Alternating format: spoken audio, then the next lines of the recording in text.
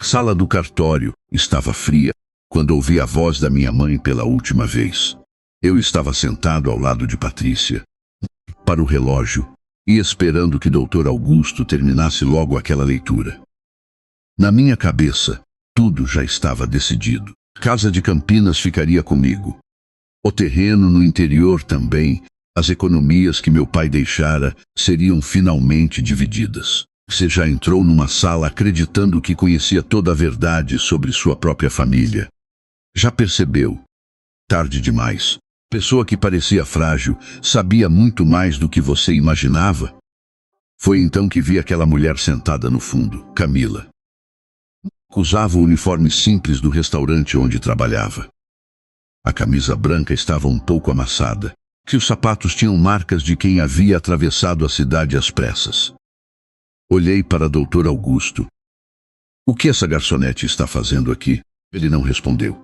Apenas abriu um envelope escrito à mão por minha mãe. Reconheci a letra na mesma hora. Meu peito apertou, mantive o rosto firme.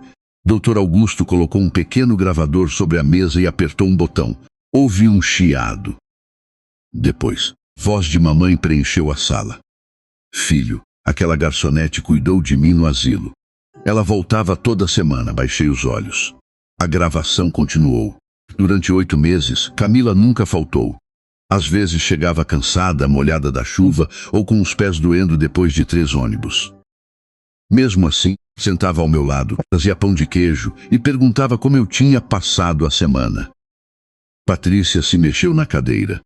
Senti o calor subir pelo rosto. Você faltou quase todos os domingos, disse minha mãe na gravação. Sempre havia um cliente, uma reunião, problema no trânsito ou alguma coisa mais importante do que olhar nos meus olhos. Levantei-me. Isso é um absurdo. Minha mãe estava confusa. Essa mulher se aproveitou dela. Camila começou a chorar, mas não respondeu. Não tentou se defender. Isso me irritou ainda mais. Colocou coisas na cabeça da minha mãe. Aposto que prometeu cuidar dela em troca da casa. Dr. Augusto desligou o gravador. Senhor Marcelo, sua mãe passou por avaliações médicas e jurídicas antes de registrar suas decisões. Estava plenamente lúcida. Então por que essa mulher está aqui? O advogado abriu uma segunda pasta, porque Dona Alzira pediu que ela estivesse presente. Patrícia segurou meu braço. Isso não significa que ela herdou alguma coisa. E Augusto retirou vários extratos bancários e os colocou diante de nós. Antes de falarmos sobre o testamento, precisamos esclarecer outro assunto. Olhei para as folhas. Meu nome aparecia em diversas transferências. Havia saques, pagamentos da imobiliária e despesas do cartão de Patrícia. As datas correspondiam aos meses em que minha mãe vivera no asilo. Dr. Augusto apontou para o primeiro valor. Enquanto Dona Alzira acreditava que o senhor pagava suas mensalidades, o dinheiro da aposentadoria dela estava sendo retirado regularmente. Minha boca secou. Camila levantou os olhos pela primeira vez. Dr. Augusto fechou a pasta. Senhor Marcelo, sua mãe não estava confusa. Fez uma pausa e colocou outro documento sobre a mesa. Agora o senhor terá de explicar por que movimentou a conta dela, enquanto dizia que não havia dinheiro nem para pagar seus remédios. Um ano antes daquela leitura no cartório, minha mãe ainda vivia sozinha na casa onde eu havia crescido. Ela acordava antes das 6, abria todas as janelas e passava café no coador de pano. Depois, ia ao quintal regar as roseiras que meu pai plantara num aniversário de casamento. Às vezes, conversava com ele como se ainda estivesse ali. As flores estão bonitas, Antônio.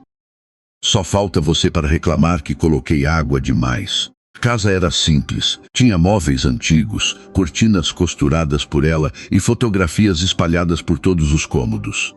Na cozinha, via uma imagem minha aos 9 anos, segurando um troféu da escola. Mamãe nunca retirou aquela fotografia, talvez porque ainda enxergasse em mim o menino que prometera cuidar dela. Todas as noites, esperava meu telefonema. Quase sempre eu mandava apenas uma mensagem. Mãe, hoje estou correndo. Ligo amanhã. O amanhã raramente chegava. Aos domingos, preparava frango assado, arroz, farofa e pudim. Arrumava a mesa para mim e para Patrícia, mesmo sem saber se apareceríamos. Muitas vezes, comida esfriava. Quando eu finalmente chegava, mamãe sorria como se não tivesse esperado durante horas. Achei que não viessem. Cliente me segurou. Mãe, minha vida está uma loucura. Ela colocava comida no meu prato e perguntava se eu estava cansado. Respondia, enquanto caminhava pela casa, observando o quintal, a garagem e as rachaduras nas paredes. Esta casa está grande demais para a senhora. Mamãe abaixava os olhos para o prato. Grande ela não está, meu filho. Fica vazia quando você não vem. Eu fingia não ouvir a tristeza naquela frase. A senhora anda com dificuldade na perna. Se cair aqui sozinha, ninguém vai saber. Dona Célia mora ao lado. Vizinha não é família. Naquele tempo, eu repetia essa frase sem perceber a ironia. Fui eu quem sugeriu a casa de repouso. É temporário. Só até a senhora recuperar a força e fazer fisioterapia direito. Ela ficou em silêncio. Posso fazer fisioterapia em casa. Lá terá enfermeira, médico e companhia. Vai ser melhor. Mamãe olhou para as fotografias sobre a estante. Quando eu volto, assim que estiver mais forte, ela confiou em mim. Não porque quisesse deixar a casa, porque ainda acreditava que cada decisão minha era tomada para protegê-la. Naquela tarde, enquanto mamãe preparava café, caminhei até o quarto e abri a gaveta onde ela guardava os documentos. Encontrei a escritura da casa. Olhei para o corredor para ter certeza de que ela não vinha. Depois peguei o celular e fotografei todas as páginas. Marcelo, ela chamou da cozinha. O café está pronto. Guardei o documento rapidamente. Já vou. Mãe, quando me sentei diante dela, mamãe empurrou a xícara na minha direção e sorriu. Ela ainda não sabia que, enquanto falava em cuidar de sua saúde, eu já começava a calcular quanto valia a casa onde ela pretendia voltar a viver. Quando eu era criança, nunca percebi quanto minha mãe trabalhava para que nada faltasse. Meu pai morreu num acidente quando eu tinha 9 anos. Lembro-me do silêncio dentro de casa, das visitas falando baixo e de mamãe parada diante da fotografia dele, como se ainda esperasse que Antônio abrisse a porta depois do trabalho. Na semana seguinte ao enterro, ela voltou para a máquina de costura. Durante o dia, fazia uniformes escolares. À noite, consertava calças e vestidos para as vizinhas. Muitas vezes eu acordava de madrugada e via a luz acesa na sala. Certa vez, encontrei mamãe adormecida sobre um pedaço de tecido. Via linhas presas em seu avental e uma xícara de café frio ao lado da máquina. Toquei em seu ombro. Mãe, vai dormir. Ela levantou o rosto, cansada. Preciso terminar estes uniformes até amanhã.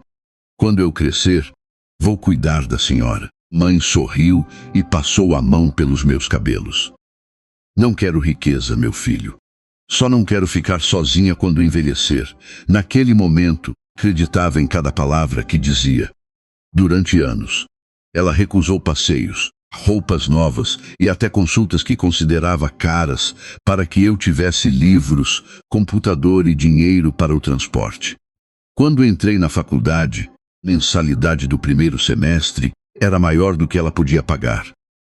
Mamãe vendeu a aliança que havia usado desde o casamento. Pavi retirar o anel do dedo.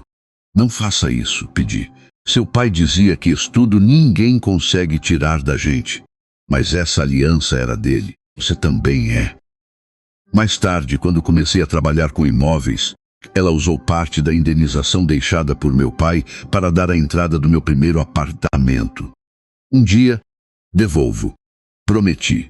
Ela respondeu. Filho não precisa devolver o que recebe de mãe. Precisa apenas lembrar. Quando me casei com Patrícia, mamãe ajudou a pagar o salão, os móveis e até nossa viagem curta para o litoral. Nunca me apresentou uma conta.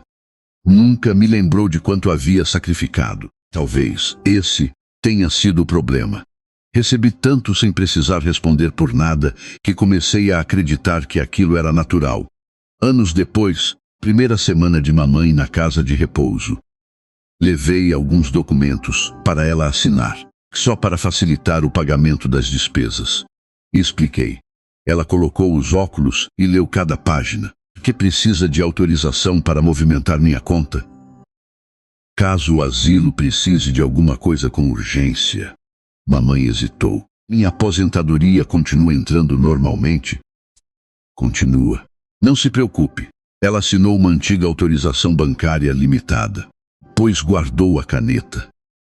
Chega por hoje, eu deveria ter me sentido envergonhado, mas, naquele momento, pensei que ainda precisava conseguir a assinatura da casa. Do outro lado do quarto, Dona Célia observava tudo. Mais tarde, perguntaria à minha mãe: depois de tudo que a senhora fez, seu filho vem visitá-la? Mamãe demoraria a responder. No começo, vinha, eu não sabia. Aquela procuração seria o primeiro passo de uma traição que minha mãe jamais imaginou receber do menino por quem havia vendido. Até a aliança de casamento. Veio minha mãe para a casa de repouso numa manhã de segunda-feira. Ela havia colocado poucas roupas numa mala pequena. Levou o terço, fotografia do meu pai, e um casaco de lã que usava mesmo quando não fazia frio. Durante todo o caminho, ficou olhando pela janela. Só por algumas semanas, não é, filho? Mantive os olhos na rua. Só até a senhora fortalecer a perna. E depois eu volto para casa? Claro que volta. Respondi rápido, má demais. Quando chegamos, Dona Célia, que dividia o quarto com ela, sorriu e apontou para a cama perto da janela. Daqui a senhora vê o jardim. Mamãe agradeceu, mas continuou segurando a alça da mala. Antes de eu sair, ela tocou o meu braço. Você vem domingo? Todo domingo. Vamos tomar café juntos. Nos primeiros 15 dias, cumpri a promessa. Levava pão de queijo, ficava menos de 1 hora e dizia que tinha clientes esperando. Mamãe nunca reclamava. Vai trabalhar, meu filho. Sei que sua vida é corrida. Na terceira semana, não apareci. Mandei uma mensagem. Mãe, surgiu uma visita com o comprador. Domingo que vem eu compenso. No domingo seguinte, disse que o trânsito estava parado. Depois, que Patrícia não estava bem. Em pouco tempo, sei a telefonar apenas quando precisava de alguma assinatura. Patrícia não escondia a impaciência. Sua mãe não vai voltar para aquela casa. Ainda acha que vai. Então faça ela entender que não vai. Casa fechada só dá despesa. IPTU, manutenção, segurança. E você está deixando o dinheiro parado enquanto nós afundamos. Não é tão simples. Sim, a escritura está no nome dela. Você precisa da procuração. Preparei os documentos e fui ao asilo numa tarde de chuva. Mamãe estava perto da janela, costurando um botão na blusa de Dona Célia. Quando me viu, abriu um sorriso. Pensei que só viria no domingo. Senti vergonha, se escondia a pasta atrás do corpo. Aproveitei uma reunião aqui perto. Ela guardou a linha e esperou que eu me sentasse. Trouxe uns papéis para facilitar as contas do convênio. Expliquei. Coloquei a caneta em sua mão. Mamãe ajustou os óculos e começou a ler. Não precisa perder tempo com tudo isso. É linguagem de advogado. Ela não respondeu. Passou para a segunda página, depois para a terceira. Seu rosto mudou quando encontrou a frase: amplos poderes para a venda de imóveis. Que você precisa vender minha casa para pagar uma mensalidade. Não diz que eu vou vender. Diz que posso resolver qualquer problema, caso seja necessário. E quem decide quando é necessário? Respirei fundo. Mãe, a senhora não confia no próprio filho? Ela levantou os olhos. E a raiva. Havia uma tristeza calma e isso foi pior. Confio em você. Mas seu pai me ensinou a nunca assinar sem ler. Mamãe fechou a pasta e me devolveu a caneta. Então, leia comigo. Explique cada linha. Eu não tinha uma explicação que não revelasse a verdade. Levantei-me. Depois conversamos. No corredor, Patrícia me esperava perto da recepção. Ela assinou? Balancei a cabeça. Parte da casa. Patrícia olhou pela porta do quarto, certificando-se de que minha mãe não podia ouvir. Depois se aproximou e sussurrou. Então, Vamos ter que provar que ela não está mais lúcida. Naquele instante eu deveria ter ido embora e encerrado tudo. Mas fiquei em silêncio. Meu silêncio foi a primeira resposta que transformou uma ideia cruel num plano. Depois daquele dia, Patrícia não voltou atrás. Sua mãe está esquecida, Marcelo. Todo mundo percebe. Ela não está esquecida. Só não quer assinar. Então faça alguém dizer que ela não consegue mais decidir sozinha. Procurei um médico conhecido de um dos meus clientes. Pedi diretamente que mentisse. Apenas contei que mamãe confundia datas, repetia perguntas e resistia a decisões importantes. Daquilo era verdade. O médico disse que precisaria avaliá-la antes de escrever qualquer relatório. Mesmo assim, saí do consultório com a sensação de que já havia atravessado uma linha da qual seria difícil voltar. Enquanto isso, comecei a usar a autorização bancária que mamãe assinara depois de uma cirurgia, anos antes. O documento permitia pagar contas e resolver pequenas emergências. Eu transformei aquilo numa porta aberta. Primeiro, batido, retirei apenas uma parte da aposentadoria. Disse a mim mesmo que devolveria assim que a imobiliária pagasse uma comissão atrasada. Depois usei mais um pouco para cobrir uma parcela do cartão de Patrícia, quando percebi, bem estava pagando despesas da minha empresa com o dinheiro de mamãe. Ao mesmo tempo, deixei 2 mensalidades da casa de repouso atrasarem. A administração telefonou várias vezes. Senhor Marcelo, precisamos regularizar os pagamentos. Até sexta-feira, eu resolvo. Era sempre sexta-feira. Mamãe começou a perder algumas coisas que eu havia prometido manter. A fisioterapia passou de 3 sessões para 1. O remédio mais caro foi substituído. E ela precisou deixar o quarto mais confortável para dividir outro espaço. Quando perguntou por quê, respondi com irritação. Tudo está caro, mãe. A senhora precisa colaborar. Minha aposentadoria sempre foi suficiente. A senhora não entende mais dessas coisas. A frase saiu antes que eu pensasse. Mamãe ficou em silêncio. Naquele instante, poderia ter contado tudo. Poderia admitir que estava usando o dinheiro dela e que não conseguia pagar minhas próprias dívidas. Preferi deixá-la acreditar que o problema era sua idade. O aniversário dela chegou numa quarta-feira. A cozinheira do asilo preparou um bolo pequeno. Dona Célia arrumou 2 cadeiras perto da janela, que mamãe repetia que eu apareceria depois do almoço. Não apareci. Patrícia disse que seria perigoso ir naquele dia. Ao tocar no assunto da casa, vocês vão discutir. Espere até ela estar mais calma. Mandei uma mensagem no fim da noite. Feliz aniversário, semana que vem eu compenso. Mamãe apagou a vela sozinha. Dona Célia segurou sua mão. Filho que esquece aniversário de mãe está esquecendo de onde veio. No dia seguinte, funcionária conversava no corredor quando mamãe ouviu seu nome. Se o responsável não pagar as parcelas atrasadas, talvez tenhamos de cancelar a vaga da dona Alzira. Minha mãe ficou parada atrás da porta. Naquele momento, ela descobriu que eu não havia deixado apenas de visitá-la. Bem, estava usando o dinheiro dela enquanto permitia que perdesse até o lugar onde eu mesmo a havia colocado.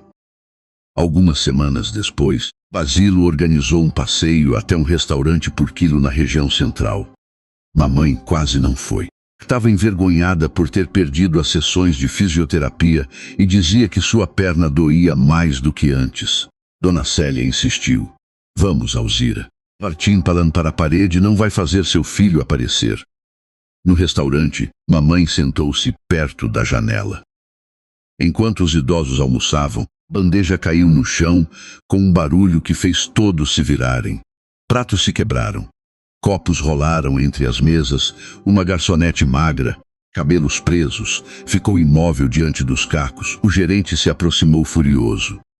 De novo, Camila. Você vai pagar tudo que quebrou. Mas eu não derrubei, ela tentou explicar. O rapaz da cozinha esbarrou em mim. Sempre existe uma desculpa. Mãe havia visto o que aconteceu. Mesmo com a voz fraca, levantou-se.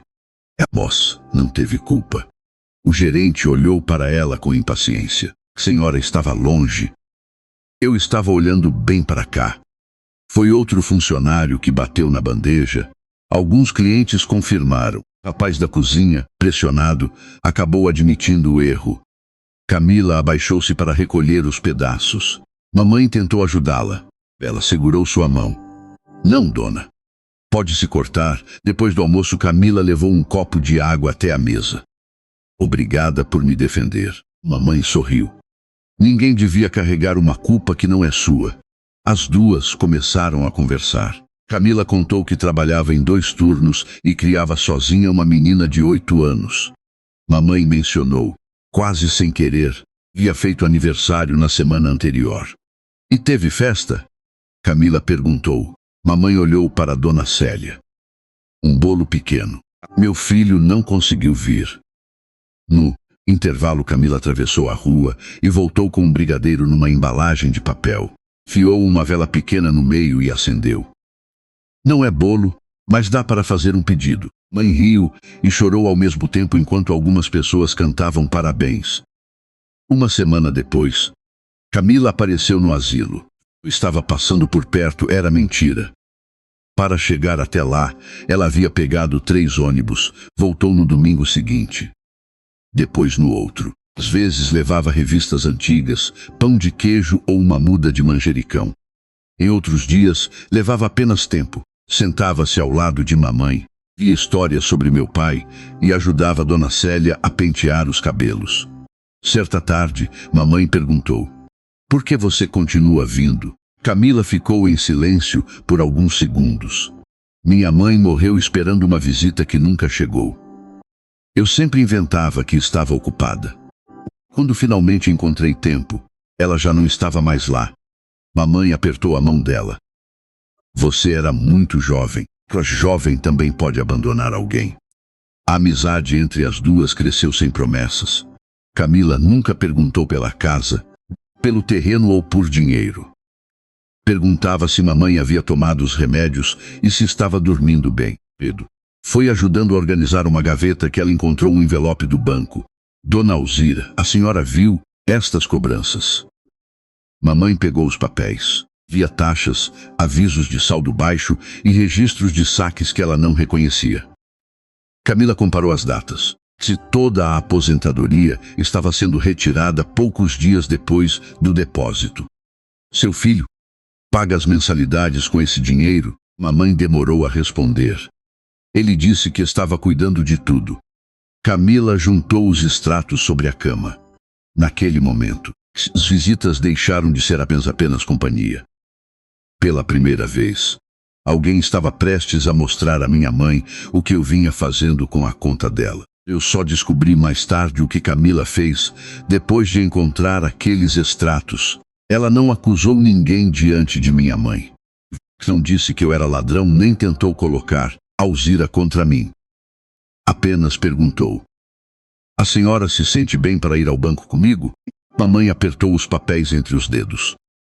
Marcelo disse que está cuidando de tudo. Então não há motivo para ter medo de conferir. Com a ajuda da assistente social, as duas marcaram um horário na agência. Dona Célia quis acompanhá-las. Minha mãe preferiu ir apenas com Camila. No banco, o gerente imprimiu meses de movimentações. Havia transferências para minha imobiliária, pagamentos do cartão de Patrícia e saques feitos poucos dias depois de cada depósito da aposentadoria. Mamãe leu os valores lentamente. Meu filho dizia que não havia dinheiro para meus remédios. O gerente consultou o sistema. Essas movimentações foram feitas com uma procuração antiga, criada quando a senhora passou por uma cirurgia. Minha mãe se lembrou do documento. Naquela época, confiar em mim para pagar contas durante sua recuperação. A autorização nunca deveria ter sido usada para sustentar minhas dívidas anos depois. Camila permaneceu ao lado dela. Senhora pode cancelar isso agora. Mamãe, ele é meu filho. E a senhora é a mãe dele. Isso não dá a ele o direito de roubar sua dignidade. Aquelas palavras fizeram o que nenhuma cobrança havia conseguido fazer. e revogou a procuração. O banco bloqueou novos acessos e alterou todas as senhas. Pela primeira vez em meses, eu deixei de ter controle sobre o dinheiro dela. Quando tentei consultar a conta, apareceu uma mensagem de acesso negado. Liguei imediatamente. Mãe, a senhora mexeu no banco?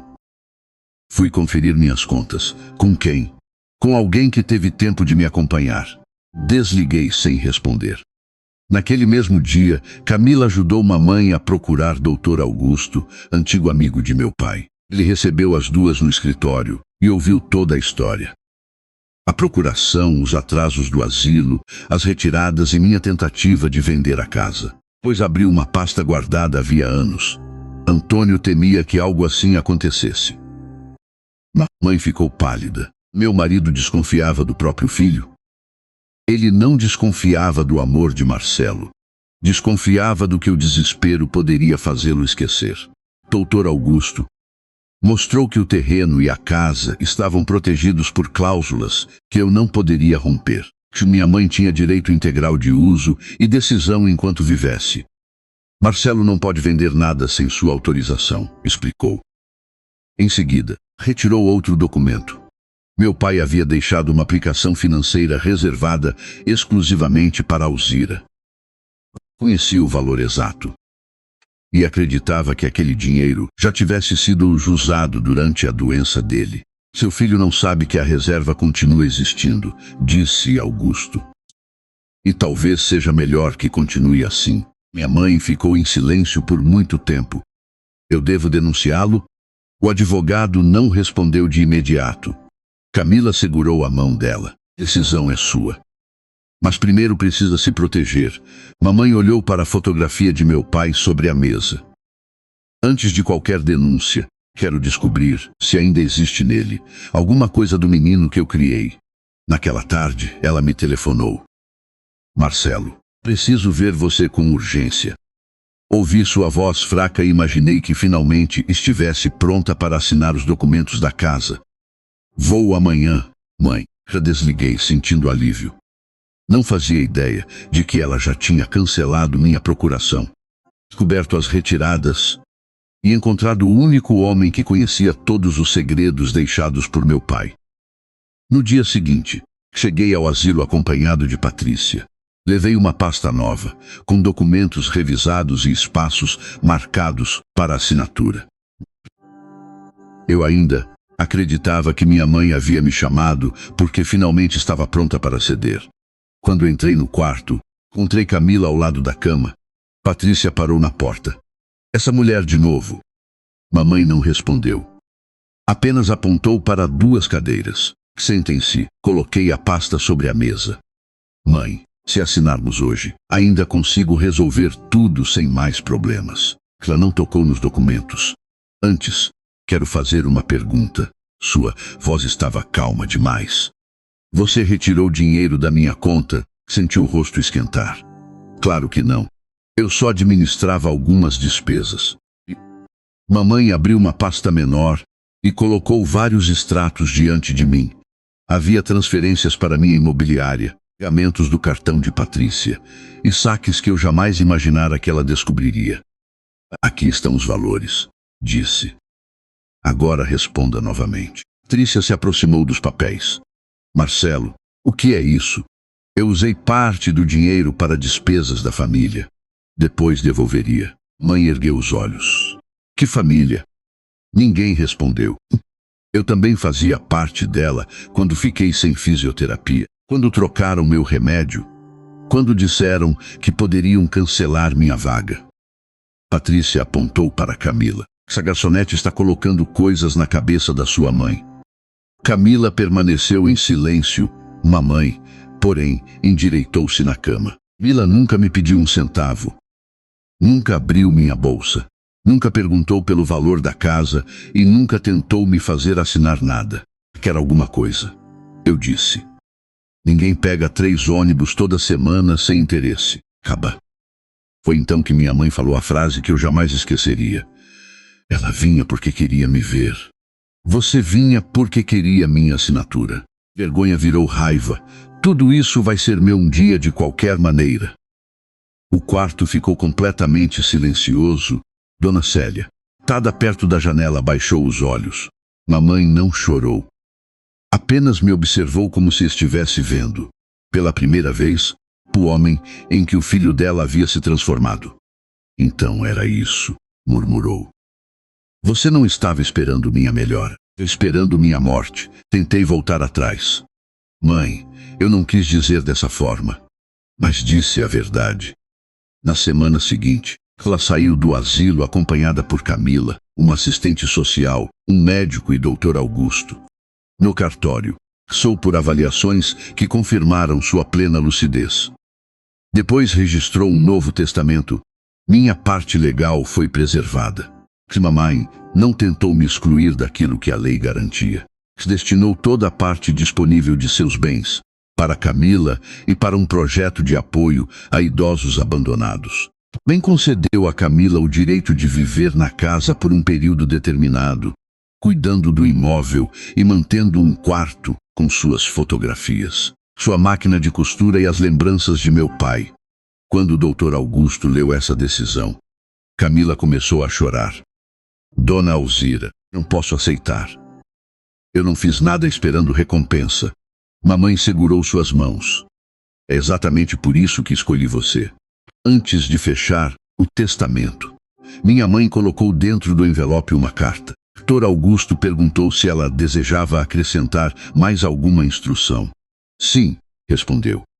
Essa carta só poderá ser lida diante do meu filho. Naquele momento, eu ainda não sabia o que ela havia escrito. Mas aquela carta faria mais do que reduzir minha herança. Revelaria diante de todos o motivo pelo qual minha própria mãe já não confiava em mim. De volta àquela sala de cartório, o Dr. Augusto abriu o testamento diante de todos.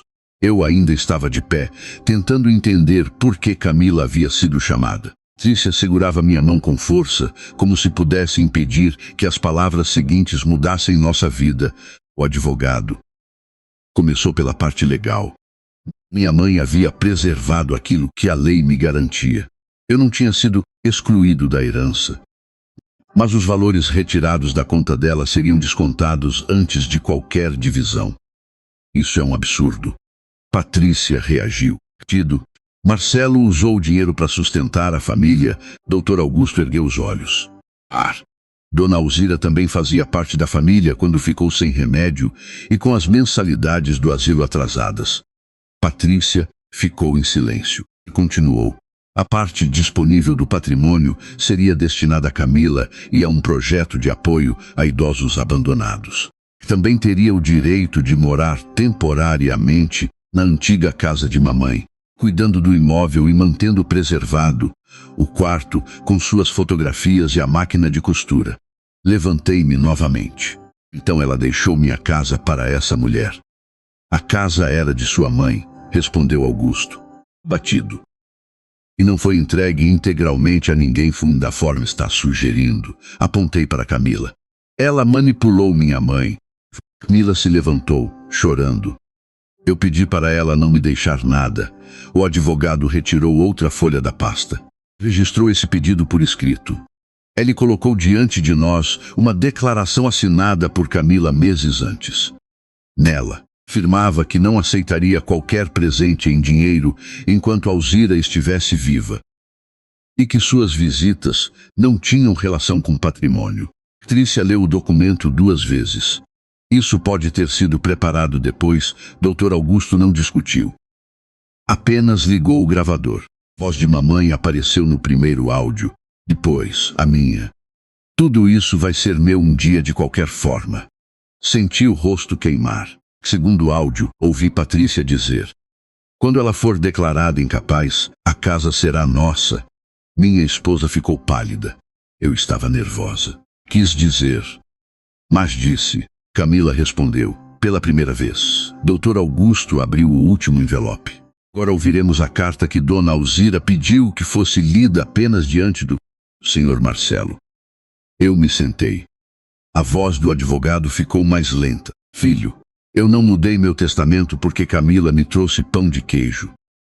Mudei porque ela me trouxe presença. Baixei os olhos. Quando senti dor, ela perguntou onde doía. Quando fiquei com medo de perder minha vaga, ela foi comigo ao banco. Quando completei anos, acendeu uma vela. Você mandou uma mensagem. Minhas mãos começaram a tremer. Você não perdeu uma casa, perdeu a confiança da mulher que passou a vida inteira construindo seu futuro. Patrícia soltou meu braço. Dr. Augusto virou a última página. Mesmo assim, Marcelo, não quero que minha morte seja o fim de tudo que ainda pode existir de bom em você. Levantei o rosto. O que ela quis dizer? O advogado fechou a carta. Sua mãe deixou uma condição final. Para eu recuperar minha parte, dinheiro não muda. Meu peito apertou. Então recuperar o quê? Dr. Augusto olhou diretamente para mim. O que ela considerava muito maior do que qualquer herança. A condição deixada por minha mãe não aumentava minha herança. Isso bem não apagava as transferências, os atrasos do asilo, nem o dinheiro que eu havia retirado da conta dela. Dr. Augusto colocou uma folha diante de mim. Dona Alzira pediu que o senhor devolvesse integralmente os valores usados sem autorização. Senti envergonhado. E há mais uma coisa, ele continuou. Antes de receber os objetos pessoais que ela separou para o senhor, deverá passar um dia inteiro trabalhando como voluntário na casa de repouso. Patrícia soltou uma risada de indignação. Isso é uma humilhação. O advogado respondeu. Humilhação. Humilha foi uma mulher de 74 anos ficar sem remédio, enquanto o dinheiro dela pagava despesas de outras pessoas. Aceitei. Fiz apenas porque queria encerrar aquilo o mais rápido possível. Cheguei ao asilo numa manhã de sábado. Ajudei a servir o café, empurrei cadeiras de rodas e acompanhei idosos até o jardim. Um senhor me perguntou 3 vezes se o filho havia telefonado. Uma mulher segurou meu braço e pediu: quando sair daqui, diga à minha família que ainda estou viva. Não sabia o nome dela. Mesmo assim, aquelas palavras me atingiram. Durante o almoço, ajudei um homem a levar a colher até a boca. Ele falava devagar sobre 2 filhos que moravam a menos de 20 minutos dali, mas nunca tinham tempo para visitá-lo. Da história, parecia devolver alguma coisa que eu havia dito à minha mãe. Estou trabalhando. O trânsito está ruim. Semana que vem eu compenso. No fim da tarde, Dona Célia me chamou ao quarto que havia dividido com mamãe. Sobre a cama havia uma caixa. Erdo. Sua mãe pediu que eu entregasse depois que o senhor passasse o dia aqui. Abri. Dentro estava o meu primeiro par de sapatos amarelado pelo tempo. Pensei abatido, meus boletins escolares, da minha formatura e a aliança que mamãe vendera para pagar meus estudos. Conseguiu comprar a aliança de volta anos depois. Dona Célia explicou. Havia também uma carta escrita poucos dias depois do meu nascimento. Meu filho, talvez eu não consiga lhe dar tudo, mas prometo que nunca faltará amor enquanto eu estiver aqui. Sentei-me na cama. Falava de mim? Dona Célia me olhou com tristeza. Todos os dias. Mesmo quando o senhor não vinha. Foi ali que compreendi que a maior herança já havia sido entregue durante minha vida inteira. Saí do asilo e coloquei meu carro de luxo à venda. Usei o dinheiro para devolver parte do que havia retirado da conta de mamãe e negociei o restante em parcelas. Bem encerrei a sociedade comercial que eu mantinha usando os recursos dela. Patrícia não aceitou. Sua mãe morreu e ainda está controlando nossa vida. Não. Ela só impediu que eu continuasse controlando a vida dela. O casamento já estava quebrado havia muito tempo. Quando o dinheiro desapareceu, Patrícia foi embora. Eu não recebi perdão imediato. Ainda precisei responder pelo que fiz, devolver valores e conviver com a vergonha diante da família. Mas continuei voltando ao asilo. Primeiro, uma vez por mês. Depois, todos os domingos. Meses mais tarde, encontrei Camila diante da antiga casa de mamãe. Carregava caixas de mantimentos para dentro. Parei no portão. Camila, existe alguma forma de reparar o que eu fiz? Ela não abriu espaço para eu entrar, apenas respondeu: Reparar não é dizer que mudou. Marcelo olhou para as caixas em minhas mãos. Continuar fazendo o certo quando ninguém está olhando. Camila abriu o portão apenas o suficiente para receber as caixas de alimentos. Atrás dela, a antiga casa de mamãe já não parecia vazia. Havia vozes na sala, música baixa e cheiro de café recém-passado. Parede perto da janela. A máquina de costura continuava no mesmo lugar onde Alzira passara tantas noites trabalhando por mim. Sobre a porta, pequena placa dizia: Cantinho, Dona Alzira. O que é isso? Perguntei. Camila olhou para dentro. Uma vez por semana, os idosos do asilo vêm tomar café, conversar e passar algumas horas longe daquele silêncio. Apertei a caixa contra o peito. Posso ajudar? Ela não sorriu. Eu não posso perdoar no lugar dela. Marcelo, eu sei, minha voz saiu baixa. Quero fazer alguma coisa que ela reconheceria como boa. Camila abriu o portão. Naquele domingo, carreguei mantimentos, arrumei cadeiras e servi café sem dizer a ninguém quem eu era. Alguns idosos me reconheceram do asilo. Outros apenas agradeceram e continuaram suas conversas. Voltei na semana seguinte e na outra. Não pedi para morar na casa. Perguntei pelo testamento. Não tentei convencer ninguém de que eu havia mudado. Aprendi a permanecer sem receber recompensa. Certa tarde, enquanto organizávamos um armário, Camila encontrou um pequeno gravador guardado ao lado do caderno de receitas de mamãe. Via uma etiqueta com meu nome. Minhas mãos começaram a tremer. Apertei o botão. A voz de Alzira preencheu a sala. Meu filho, Batissa, não é ver você destruído. Justiça é impedir que continue destruindo aquilo que ainda resta de bom dentro de você. Fechei os olhos. Talvez você nunca consiga reparar completamente o que fez. Algumas ausências não podem ser devolvidas.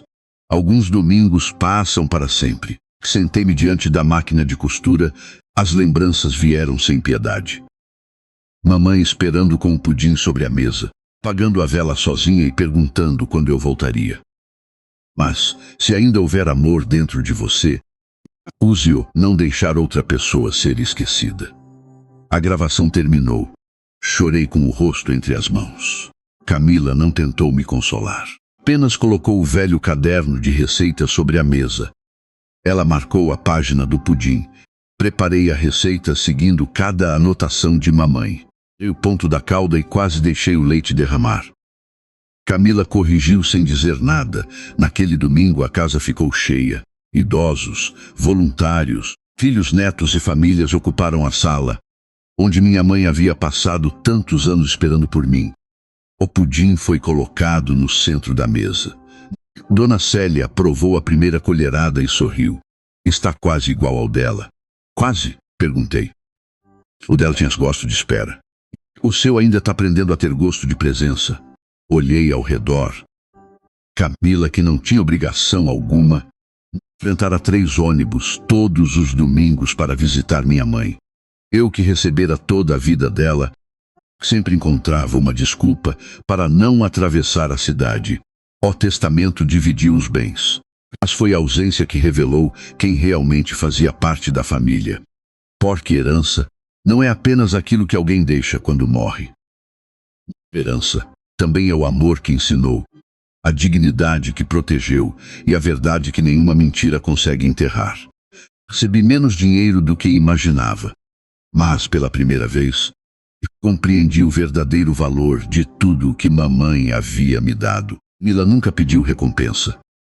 Mesmo assim, recebeu aquilo que Alzira mais queria preservar, um lar onde ninguém fosse esquecido. Filho herdou os objetos da mãe, a garçonete herdou sua confiança, e Deus permitiu que cada um recebesse exatamente aquilo que havia cultivado. Na sua opinião, família é quem compartilha o mesmo sangue ou quem permanece quando todos os outros vão embora?